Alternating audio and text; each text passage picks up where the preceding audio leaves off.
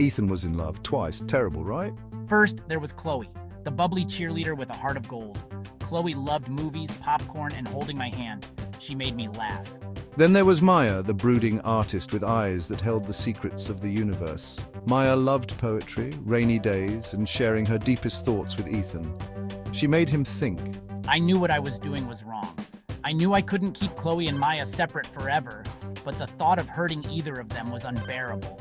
So, he lived a double life, carefully scheduling dates, memorizing alibis, and hoping against hope that his carefully constructed world wouldn't come crashing down. I justified it to myself sometimes.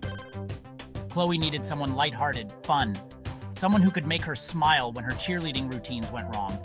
And Maya, she needed someone to listen, someone to understand her art, her soul. Ethan convinced himself he was exactly what both girls needed. He never stopped to think what he needed. Ethan became a master of deception. He knew all the back exits of the local diner, just in case he bumped into Chloe while having coffee with Maya. I kept a spare helmet in my locker ready for when Maya spontaneously wanted to ride to the beach after school, a place Chloe considered too touristy. His phone was a ticking time bomb, filled with messages from two different girls, each more affectionate than the last. He used different emojis, different nicknames. Chloe was my sunshine, always sending me cheerful yellow emojis. Maya, my moonlight, preferred the moon and star emojis, along with cryptic messages about the universe. There were close calls, of course. Once Chloe spotted him holding hands with Maya across the street. I pretended not to see her, pulling Maya along with a hasty excuse about catching the bus.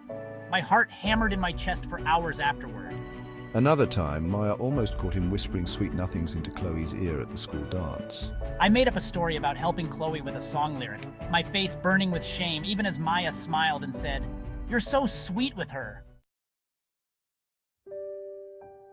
Despite the guilt gnawing at him, Ethan couldn't bring himself to end either relationship. He loved Chloe's infectious laughter, the way she looked at him with her big, trusting eyes. Our dates were filled with popcorn fights, cheesy romantic comedies, and stolen kisses under the bleachers. He was equally drawn to Maya's quiet intensity. They spent hours in art museums, discussing the meaning behind abstract paintings, or sitting by the lake, watching the sunset and talking about their dreams. Maya's kisses were deep and lingering, full of unspoken emotions that made my head spin. He told Chloe he wanted to be a musician, to travel the world and write songs that moved people. That's a fantastic dream. I can already picture myself cheering you on from the front row. To Maya, he confided his desire to be a writer, to pour his soul onto paper and share his stories with the world.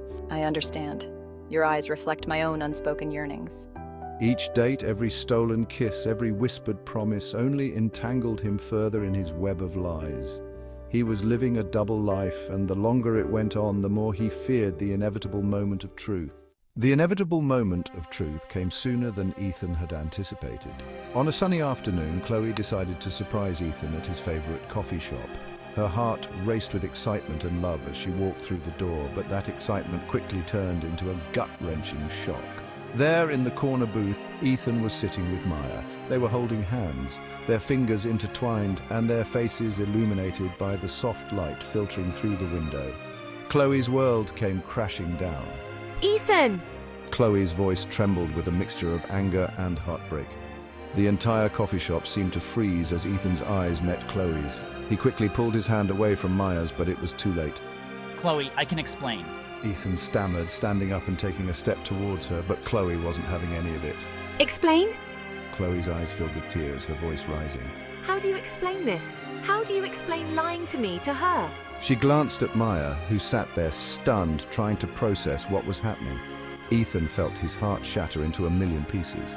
He looked at Chloe, then back at Maya, who'd finally stood up, her eyes searching his for answers.